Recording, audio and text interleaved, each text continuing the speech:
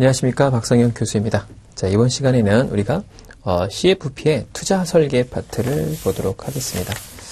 자, 일단 우리 교재에 들어가기 앞서서 차례를 먼저 한번 보도록 할게요. 일단 그 AFPK에서 나왔던 내용과 굉장히 유사하게 나온다는 게 특징인데 굉장히 내용이 좀 디테일하게 들어가요. 그래서 세부적으로 들어가기 때문에 A에서 굉장히 간헐적으로 배웠던 그런 내용들을 좀 더 깊게 배우지 않으면 시험 문제에서 막상 맞추기가 어렵습니다. 그리고 계산 구조라든가 이런 것들이 조금 더 디테일하다라고 보시면 될 것 같아요. 그래서 우리가 이제 계산 문제 자체는 우리 교재에는 그렇게 많지는 않지만 이 사례집 같은 경우에는 계산 문제가 좀 많이 있고 그 다음에 투자의 수학 이런 부분들 좀 어렵기 때문에 좀 더 디테일하다, 그 다음에 좀 더 세부적으로 들어간다, 이렇게 좀 생각을 하시면 좋을 것 같아요. 첫 번째 보면 투자 설계 프로세스 부분이 나오고 경제 환경 분석이 나옵니다.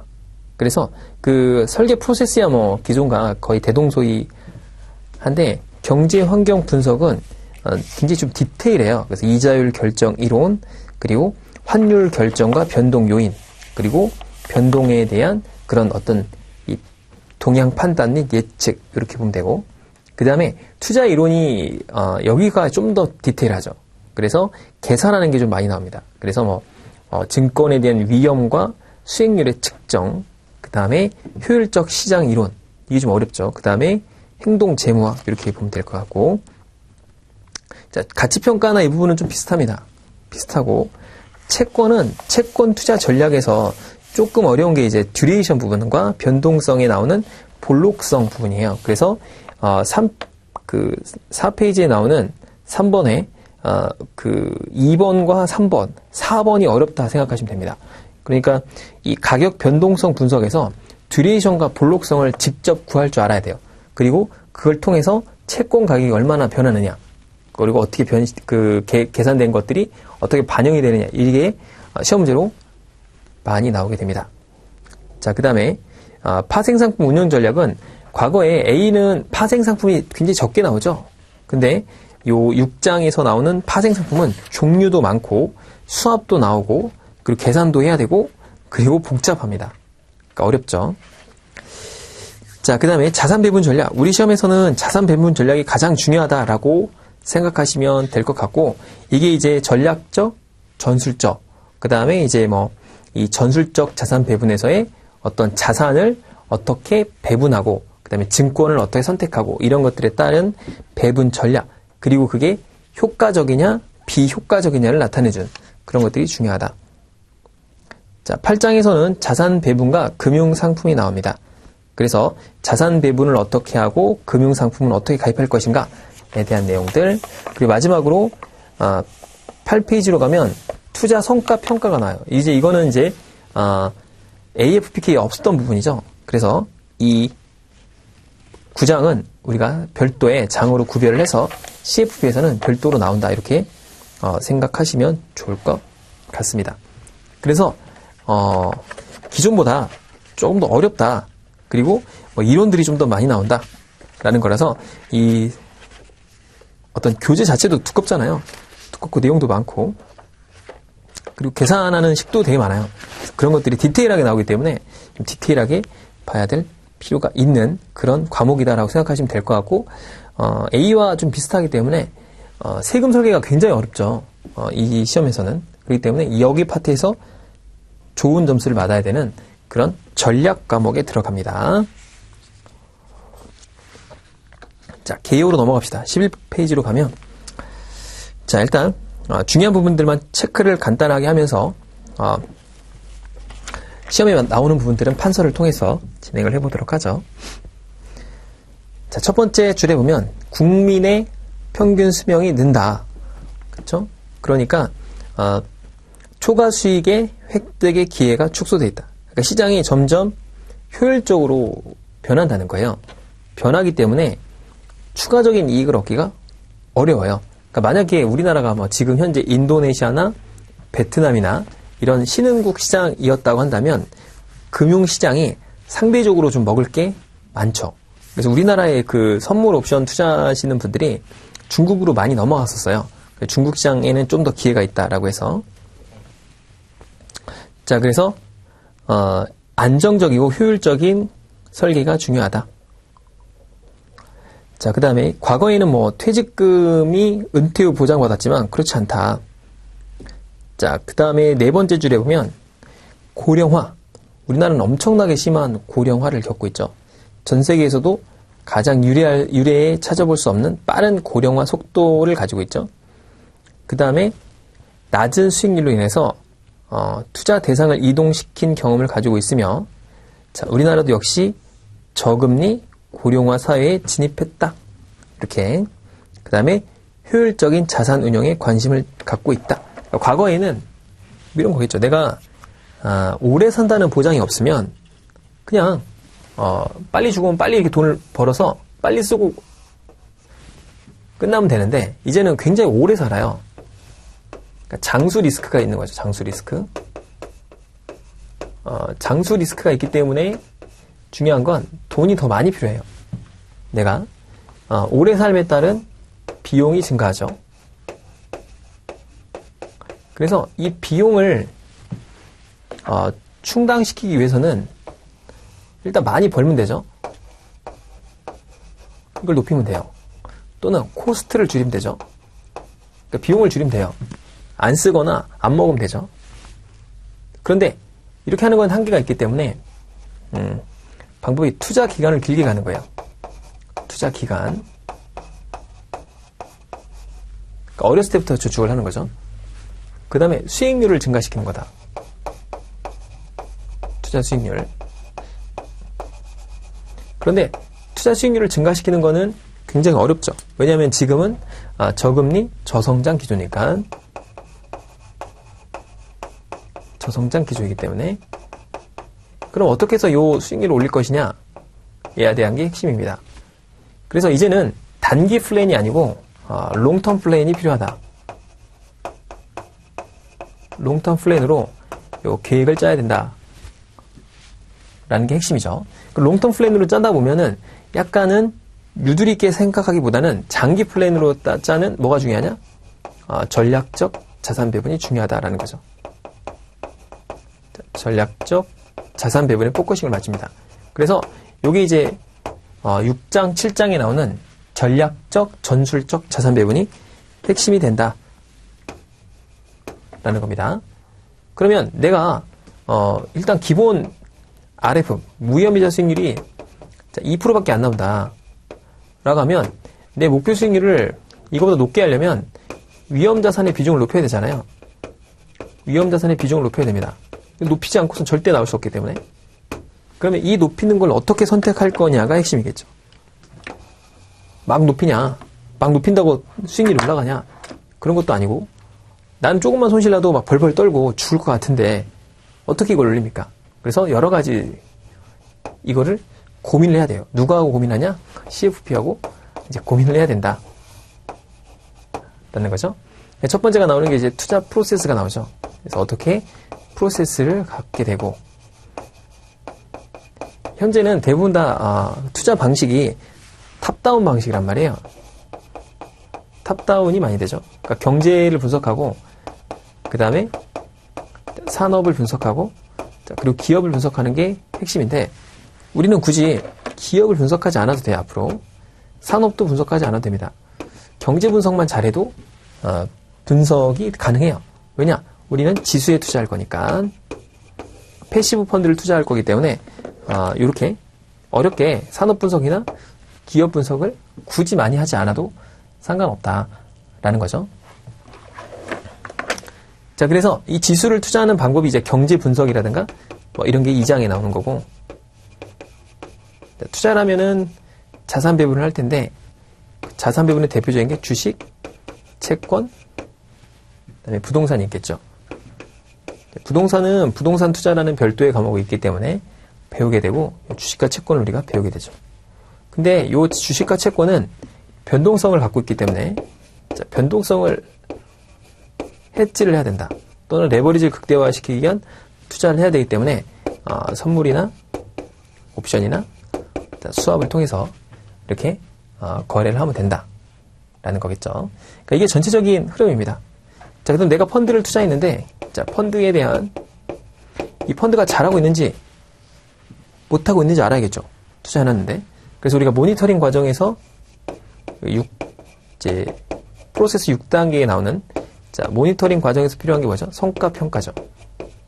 자, 성과 평가를 하기 위해서는 일단 성과 평가의 기준이 중요해요. 예를 들어서 뭐 어떤 펀드가 10% 났는데 그 펀드가 잘했냐 못했냐는 어떤 기준이 있어야 되겠죠. 그래서 우리가 이제 벤치마크 지수라고 하죠. 벤치마크를 어떤 거를 할 거냐 라는 거고, 이것들 비교를 해서 성과 평가를 하게 되죠. 그게 이제 마지막 장에 나오는 거죠.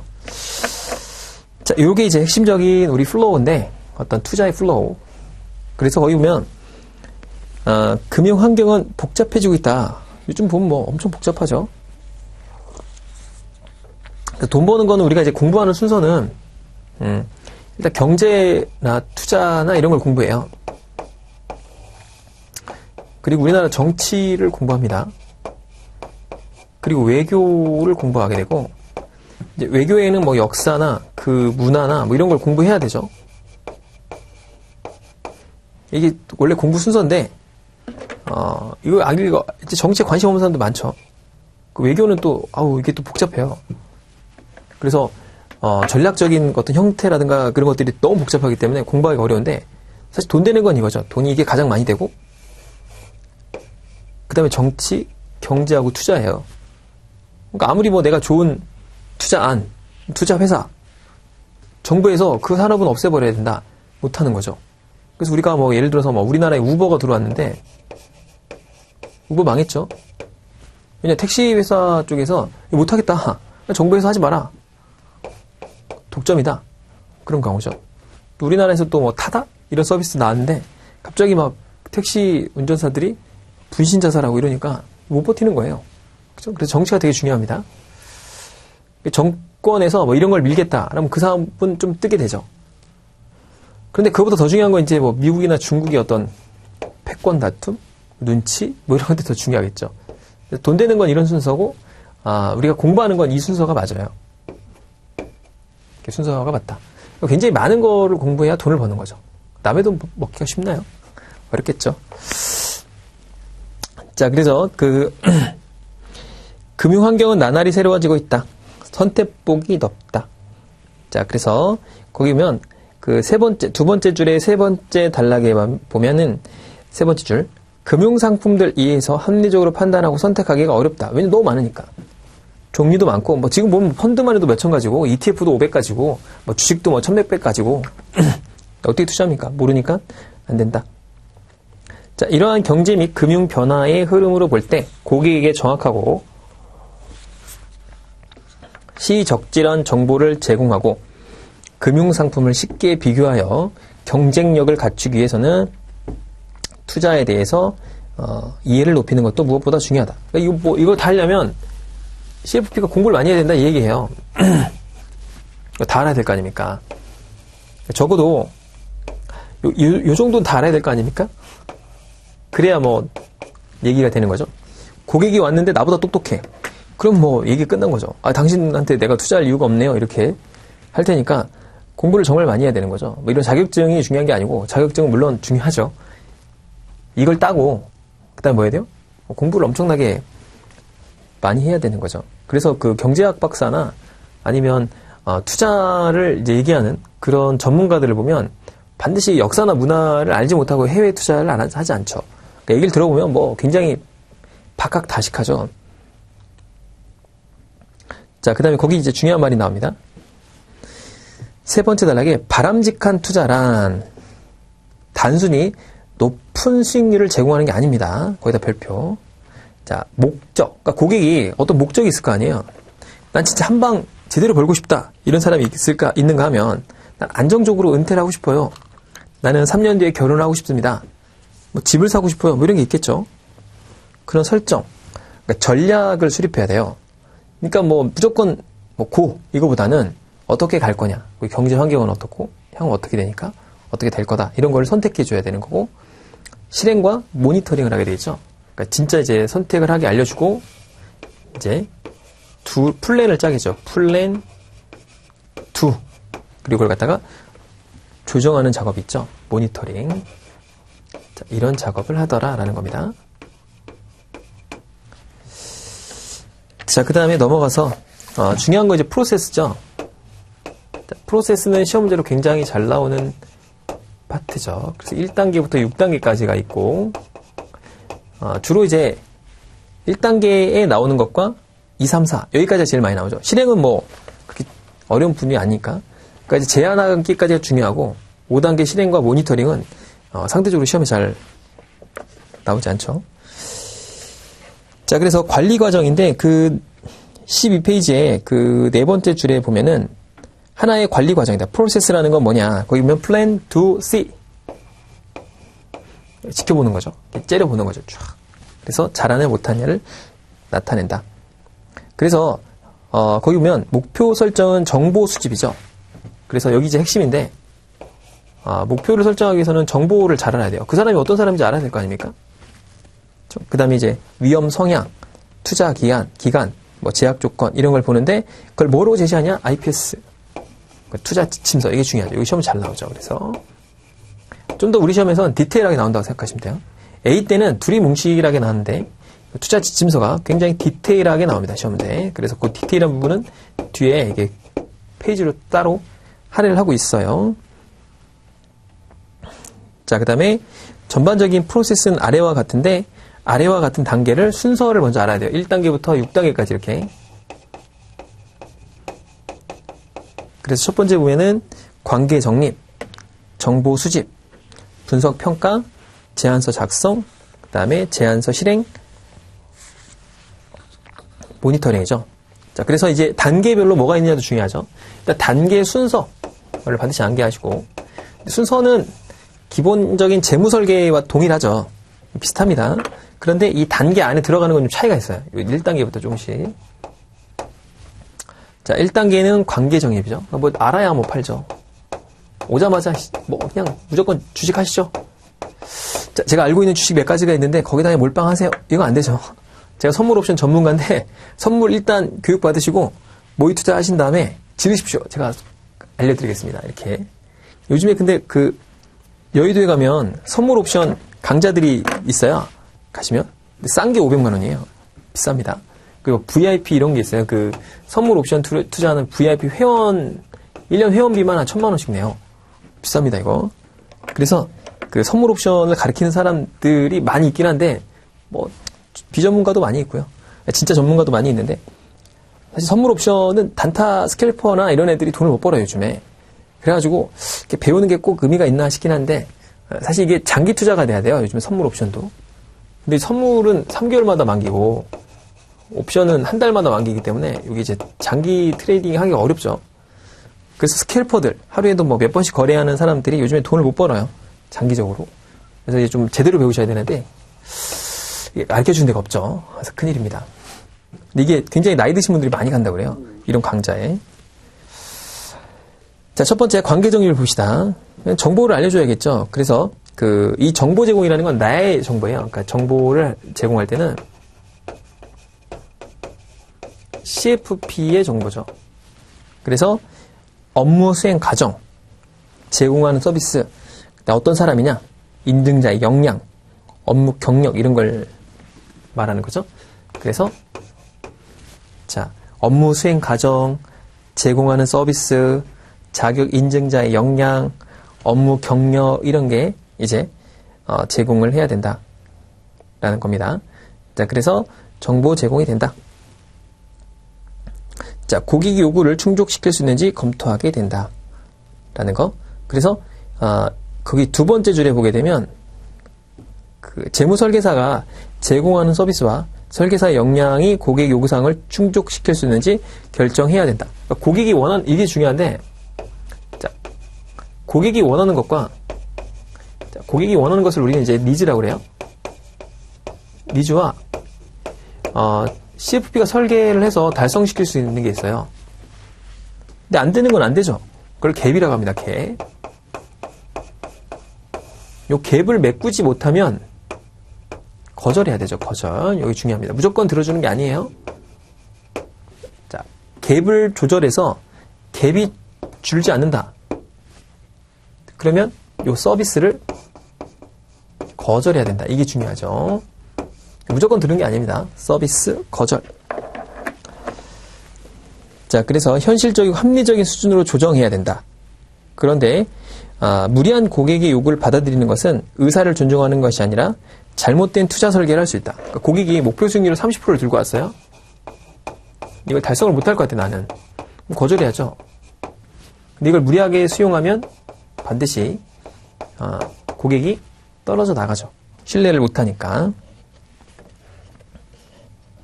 자, 나중에 고객의 기대를 충족하지 못하면 신뢰를 잃는다. 자, 그래서 부정적일 수밖에 없다. 그러니까 재무 설계 전체에 대해서 우리나라는 특이하게도 이 CFP에 대해서 컨설팅 피를 내는 사람이 없죠. 그러니까 보통 이제 이 수수료 체계가 커미션 체계로 돌아가잖아요. 그러니까 상품을 팔아서 돈을 버는 구조이기 때문에 요 설정 단계에서 설명을 대충 해요. 그냥 무조건 상품을 팔려고. 그럼 안 된다 이거예요. 왜냐면 전체적인 CFP 시장 자체가 무너질 수 있으니까 상담부터 잘 해야 된다. 자, 높은 투자 수익률이 고객의 만족도를 높일 것이라는 주장은 많지만 실제로는 실적과 고객 만족도의 상관관계가 매우 낮은 편이다. 그쵸? 그러니까 여기 이제 중요한 말이 나오죠. 실적과는 상관없다 이거예요. 무슨 얘기냐면 고객이 10%를 원했어요. 내가 30%를 냈어요. 실적은 되게 좋죠. 근데 이것과의 만족도는 낮다 이거예요. 그러니까 무조건 높은 수익률을 내는 건 중요하지 않다. 지속적으로 이 사람이 원하는 그런 재무 목표를 달성하는 게 중요하지 무조건 실적을 많이 내는 게 중요한 게 아니다 라는 거. 그래서 상관관계가 낮다 이거고, 그걸 갖다가 이제 다음 단락에 보면 실현된 결과가 고객의 주관적인 기대치를 상회하면 만족, 하회하면 불만족으로 평가하는데 이걸 기대 불일치라고 한다. 자, 기대 불일치가 커지면 안 된다 이거죠. 자, 거기다가 별표 하나 쳐놓고, 자, 고객이 불만이 생기게 되면 이 불만이 생기지 않도록 하려면 절대로 고객의 기대치를 높이는 과도한 약속을 하지 말아라. 그러니까 고객이 30% 내줄게 이렇게 내가 약속을 해버리면 기대치가 상승을 하죠. 그러면 내가 달성을 못하면 어떻게 되죠? 만족도가 급감합니다.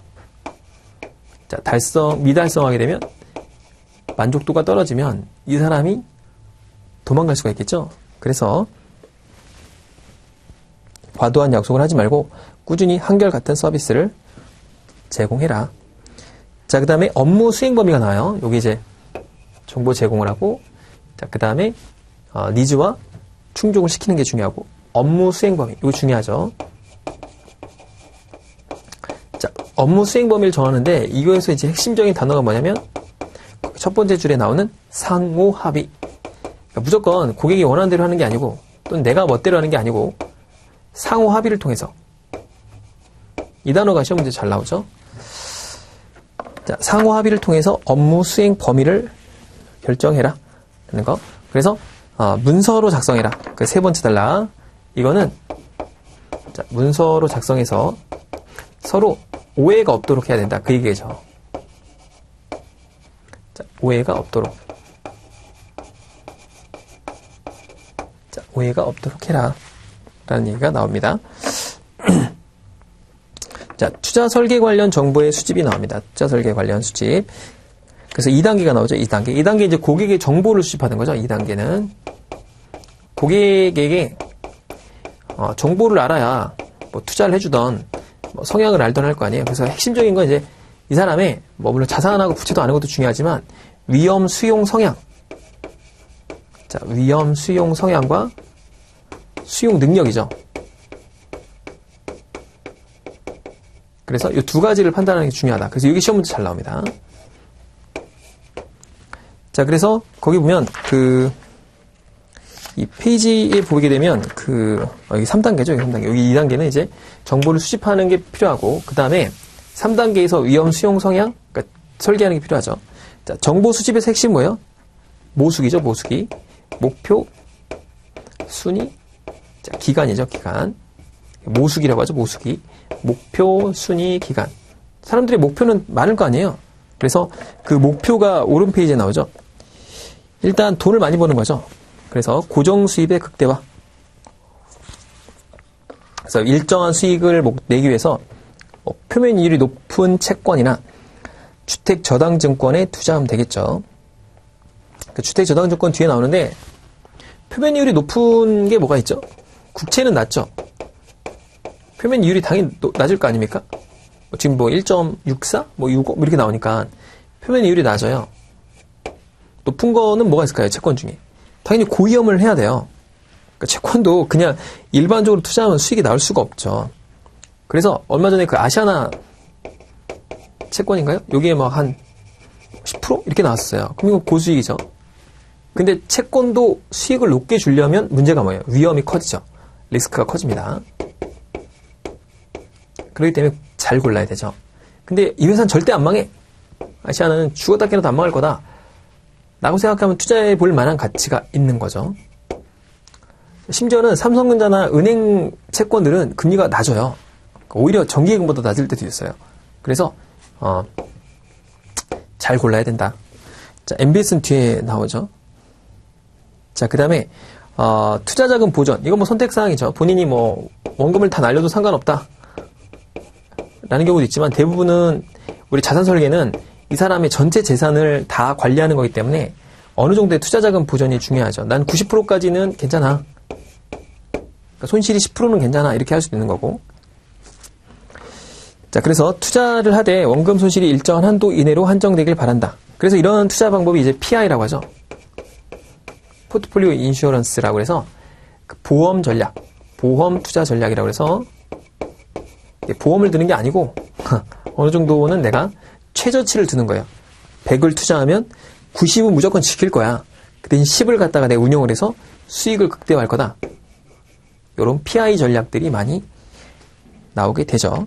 그래서 OBPI, 그 다음에 CBPI 이런 게 있어요. 그래서 옵션으로 투자하는 보험 투자 전략. 그 다음에 그러니까 옵션 베이스드 포트폴리오 인슈어런스라는 그런 게 있고, 그 다음에 고정 투자 포트폴리오 인슈어런스라는 것도 있다. 자, 과거에는 이게 시험 문제 많이 나왔는데 지금은 굉장히 낮은 비중으로 이 파트가 나와요. 자, 그 다음에 그 고정 수입과 투자 자산 증대.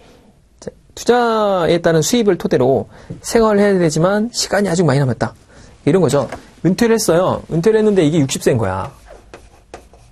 근데 우리 집안이 95세까지 사는 게 평균적이다. 기대 여명이 굉장히 길어지죠. 그러니까 이 사람들은 이제 35년 동안 먹고 살아야 되는데, 문제가 뭐냐면 일정한 금액으로만 계산하면 안 되죠. 왜냐하면 물가가 오르기 때문에 물가 상승을 반영해야 된다. 그러면 돈이 더 많이 필요하다.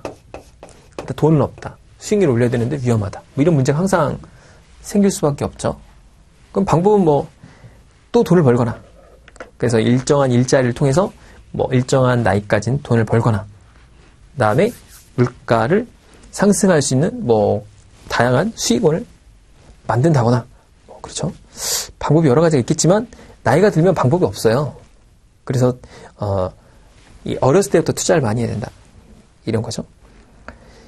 자, 그 다음에 장기적인 재산 증식, 이런 것도 일종의 목표가 되겠죠. 자, 긴 기간에 걸쳐서 자산이 증대하기를 기대한다. 자, 현재의 생활비를 충당할 수 없지만 투자 성과를 토대로 안정적인 생활을 영위하는 것이 목표다라고 한다면 다소 높은 위험을 감수하더라도 수익률을 지향한다. 그러니까 예를 들어 내가 20대 시작하느냐, 25세에 시작하느냐, 30세에 시작하느냐, 50대에 시작하느냐 다르죠. 50세는 위험을 감수할 수 없죠. 손실이 나면 바로 당장 은퇴를 해야 되는데, 이때는 좀 위험을 감수할 수 있겠죠. 자, 그 다음에 공격적인 재산 증식. 이런 거는 제가 전문가죠. 그래서 공격적으로 돈을 버는 방법이 뭐가 있냐? 이런 걸 알려주는 거죠. 그러니까 알려주는 방법을 하는 거고요. 내가 직접 투자도 해줄 수 있지만 상품을 권유하는 것도 일종의 내가 선택사항을 주는 것이죠. 그러니까 반드시 안정적인 것만 지켜야 되느냐? 그건 아니죠. 왜냐하면 위험, 수용, 성향, 능력에 따라서 고위험 수익자가 아니면 원하지 않는 경우도 있어요. 높은 수익을 원하는 경우. 그런 걸 내가 제시할 수 있어야 되죠. 어떤 사람이 와가지고 난 옵션 하고 싶어요 라고 했는데 저는 옵션 잘 모르는데요. CFP로서의 자격이 없는 거죠. 그래서 그런 걸 다 알고 있어야 된다. 그러니까 요즘에 무슨 또 해외 주식 투자하는 것들 있잖아요. 그런 것도 절차나 방식이나 세금이나 어떤 게 좋나 이런 것들 정도는 알고 있어야 뭐 상담이 되겠죠. 자, 그 다음에 절세. 자, 절세는 저율 과세자는 고배당 주식에 투자해도 좋지만 그 고율 납세자는 배당 많이 받으면 여기 이제 종합과세 되잖아요.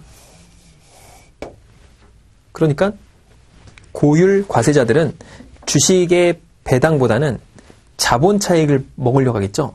그게 핵심이겠죠. 자, 그래서 그런데 투자하는 것도 고민해봐라. 자, 이게 목표가 되겠죠. 그다음에 뭐 이거 갖다 목표를 정하면 순위를 정하겠죠. 뭐가 가장 중요하냐? 그 다음에 기간이 얼마가 되느냐? 그래서 선택을 하겠죠. 자, 이 선택된 걸 바탕으로 해서 우리가 3단계, 이 자산, 이 사람이 원했던 그런 정보를 갖다가 분석을 하죠. 자, 분석 및 평가를 합니다. 그러니까 이 사람이 설계를 한 걸 가지고 평가를 하는데 대표적인 게 투자 기간이죠. 투자 기간. 자, 얼마까지 투자할 수 있냐? 이게 중요하죠.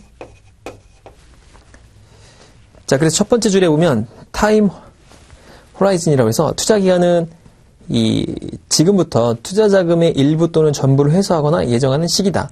그래서 투자 기간은 다 달라요. 은퇴는 굉장히 길죠. 그러니까 지금부터 죽을 때까지 사망 시까지니까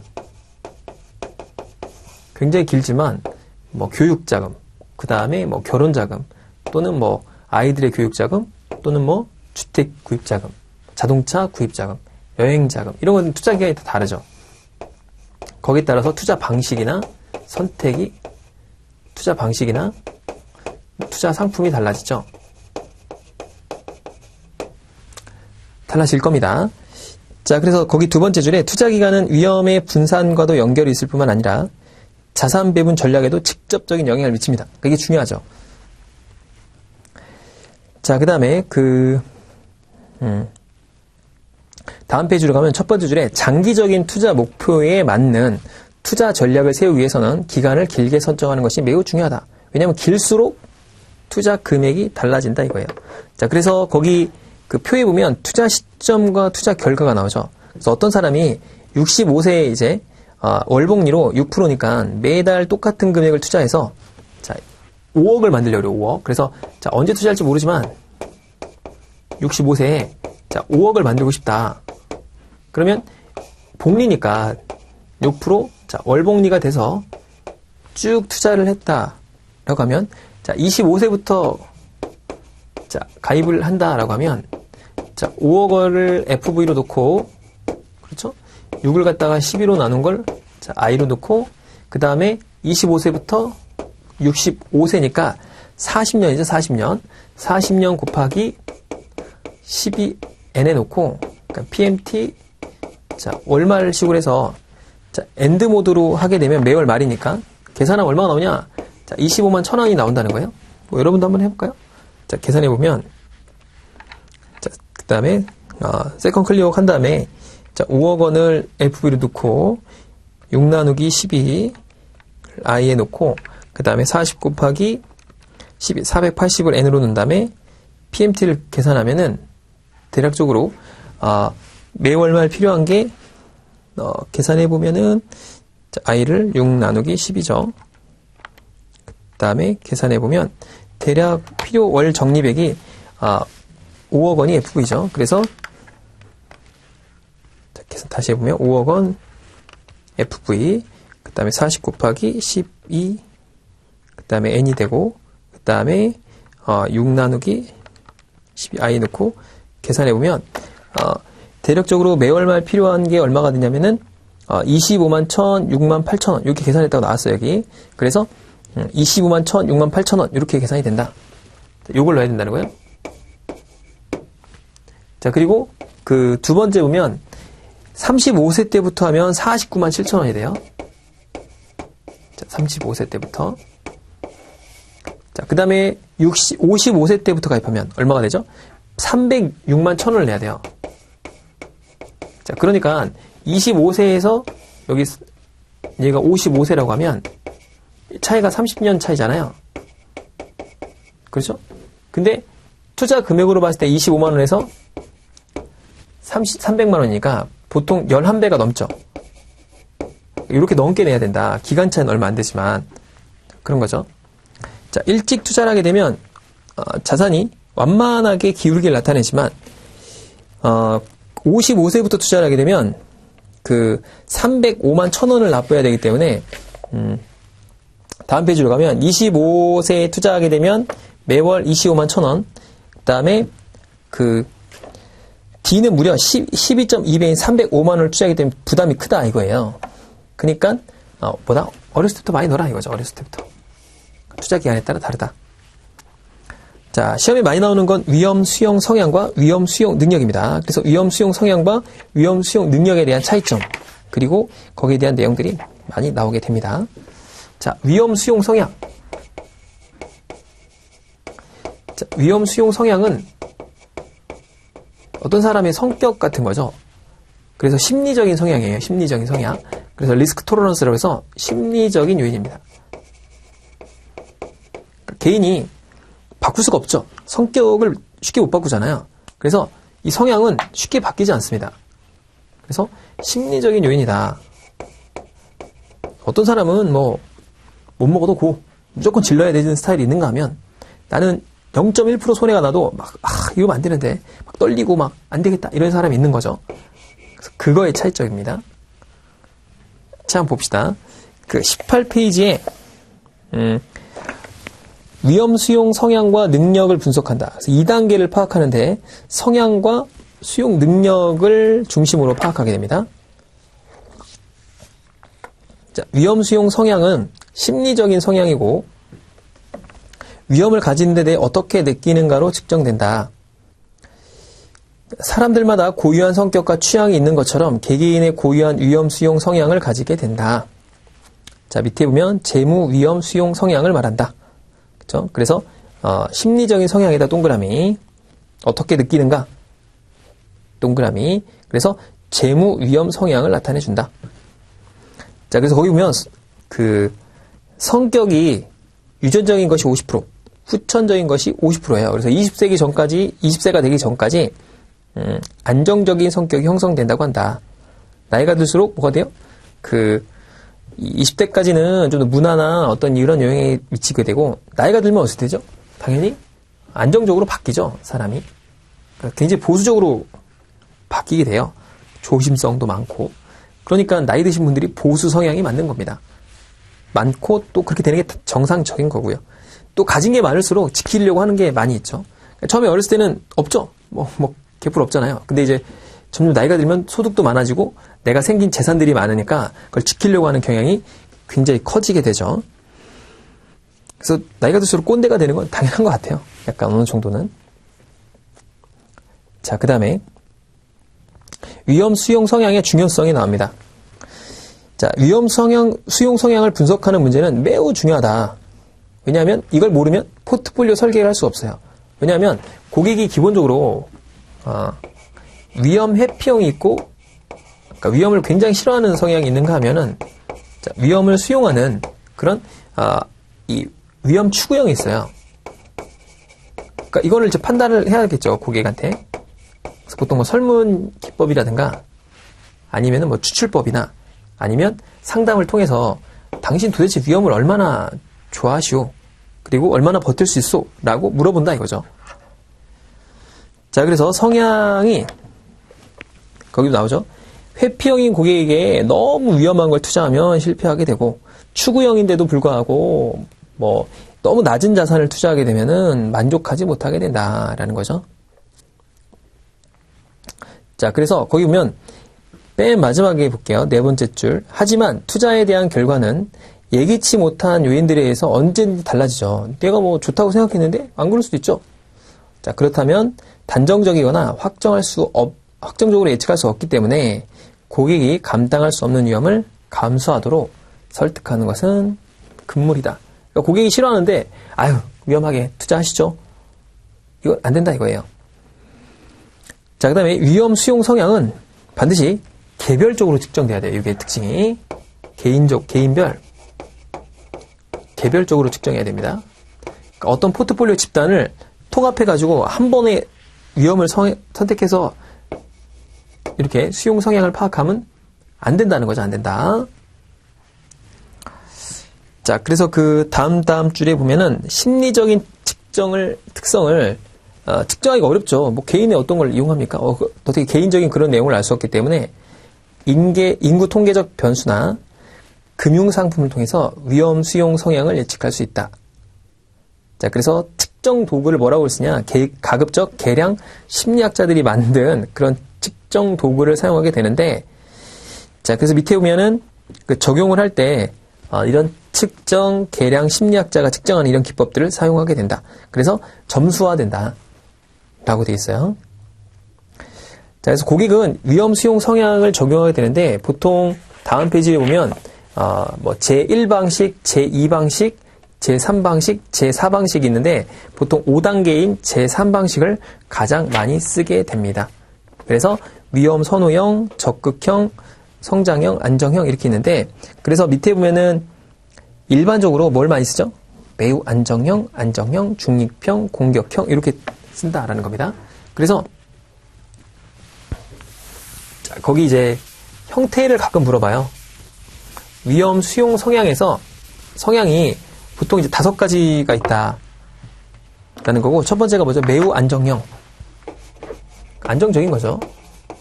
절대적으로 원금 손실을 꺼려하는 스타일. 그 안정형. 그러니까 두 번째로 이제 안정적인 거고, 그 다음에 중립형.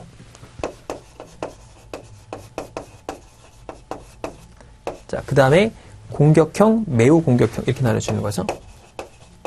그러니까 5단계로 보통 나누어지는 거고, 요 등급에 따라서 우리는 뭘 이렇게 제한을 해야 되는 거죠. 상품을 제한하게 되죠. 맞는 상품.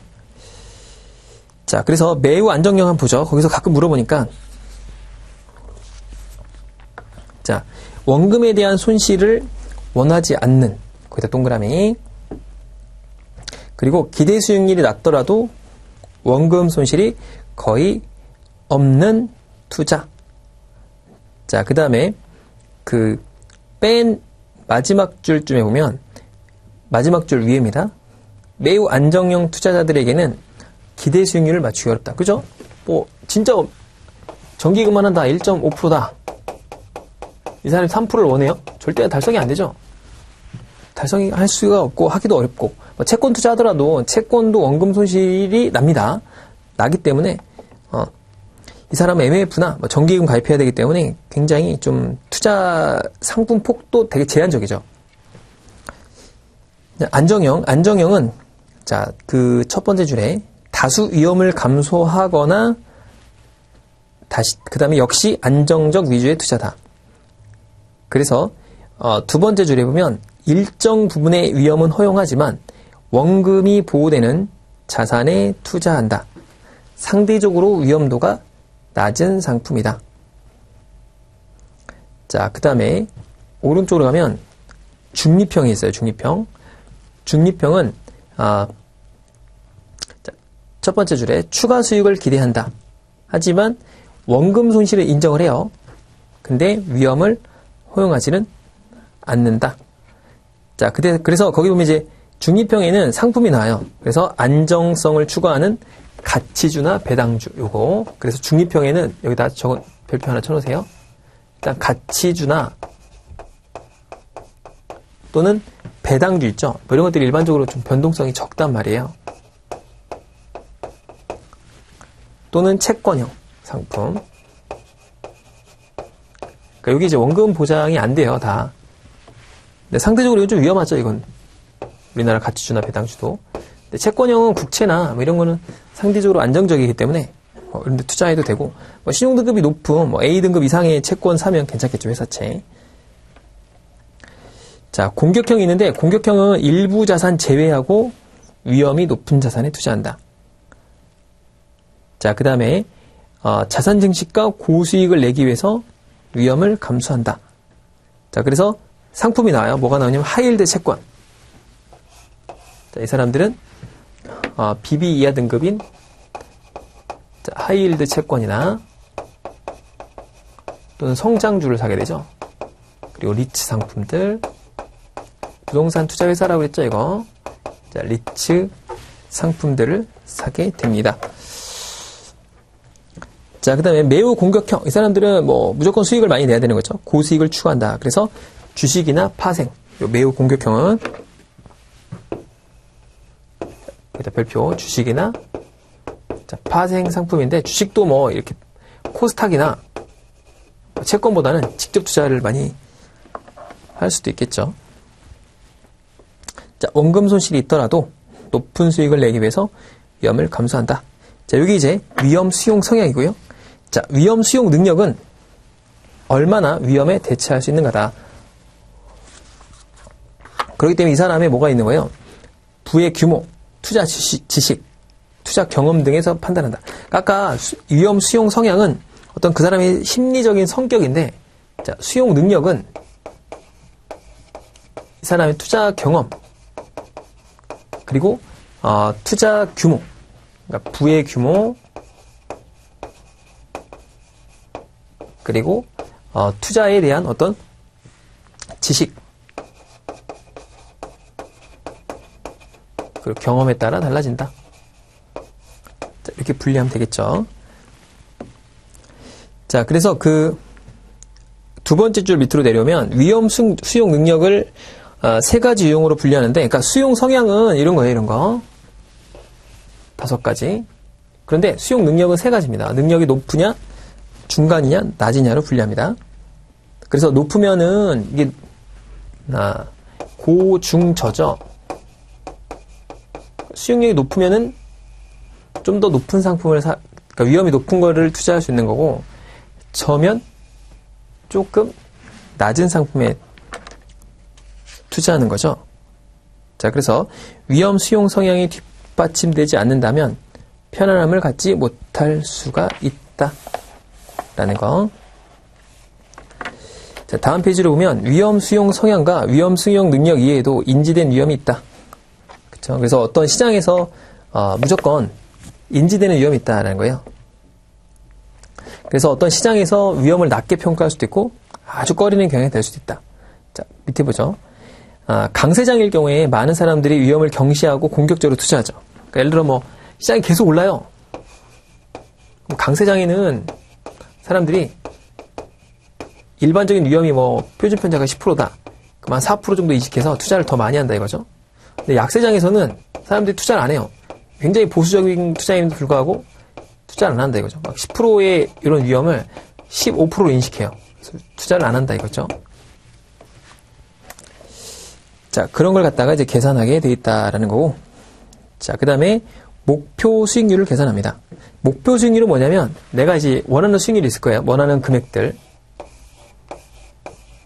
자, 금액들이 있고 내가 최초에 투자하는 게 있어요. 예를 들어서 뭐 1억을 투자하고 매달 뭐 10만 원씩 이렇게 1억을 투자하고 10만 원씩 나오고 만기에 뭐 2억이 나와야 된다. 라고 하면 요 현금 흐름을 갖게 해주는 투자 수익률이 있죠. 투자 수익률. 이걸 우리가 뭐라고 해요? 내부 수익률이라고 하죠. 내부 수익률. 그래서 일정한 현금 흐름을 갖게 해주는 수익률. 이걸 내부 수익률이라고 하는데 그 수익률을 갖다가 계산해 볼 필요가 있겠죠. 예를 들어서 내가 매달 30만 원씩 투자를 해요. 그래서 30년간 투자합니다.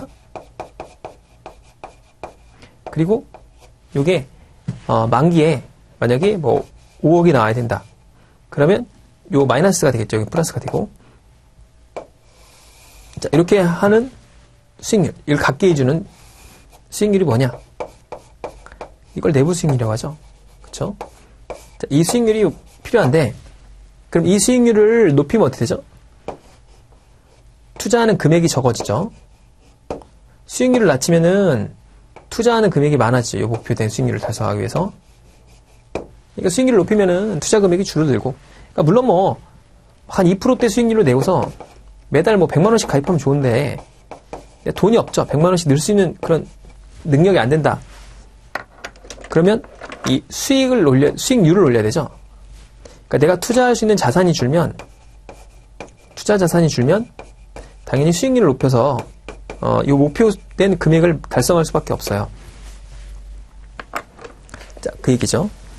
자, 그래서 고객이 가진 그런 소득이 많거나 자산이 많게 되면 저축과 투자를 활용할 수 있다면 낮은 수익률을 달성할 수 있다. 그러나 돈이 없다면 수익률을 높여야 된다. 이런 거. 높이려면은 당연히 어떻게 돼요? 요 주식 비중을 높여야 되고 위험 자산의 비중을 높이려고 하는데 위험 자산의 비중이 막 높일 수는 없다. 그게 바로 제약 조건이죠. 그래서 법규상 요건도 있고 여러 가지 조건도 있는데 뭐 이런 거겠죠. 이 사람이 무슨 종교적인 신념 때문에 술이나 담배나 이런 데 투자하는 거 싫어하는 거. 그다음에 힌두교를 믿는다. 소고기 투자하면 안 되죠. 소고기 업체에다 투자하면 안 되고 뭐 이런 것들이 있을 수 있으니까 그런 것들 일종의 제약사항이 되더라. 자, 주식이나 채권 등 거래는 그 자본시장법의 영향을 받을 수 있고 자, 특히 외화는 내가 해외에 투자할 때는 조심할 게 있어요. 해외에 투자하거나 또는 외환으로 거래가 되면 항상 외국환 거래법에 저촉을 받아요. 조심해야 되죠. 우리가 해외 주식 사는 건 반드시 금융투자회사, 그러니까 외국환 중개회사를 통해서 일종의 기타 외국환 업무 취급기관이라고 하죠. 그런 데를 통해서만이 투자를 할 수 있어요. 그러니까 그냥 투자하면 외국환 거래법 위반입니다. 그러니까 예를 들어 내가 친구한테 돈을 보내요. 친구가 투자를 해서 나한테 돌려준다. 그거는 위반입니다. 그래서 그런 것들을 하면 안 된다. 자, 그리고 세금도 되게 중요하죠. 그 다음에 부동산도 투자 제약이 존재하고, 자, 종교적인 문제나 고객의 신념, 담배, 술, 이런 것도 문제가 되겠다라는 겁니다. 자, 그래서 이번 시간에 우리가 23페이지까지 봤고요. 다음 시간에는 제안서 작성, 그렇게 해서 총 그 6단계까지 있죠. 그래서 모니터링까지 보도록 하겠습니다. 수고 많으셨습니다.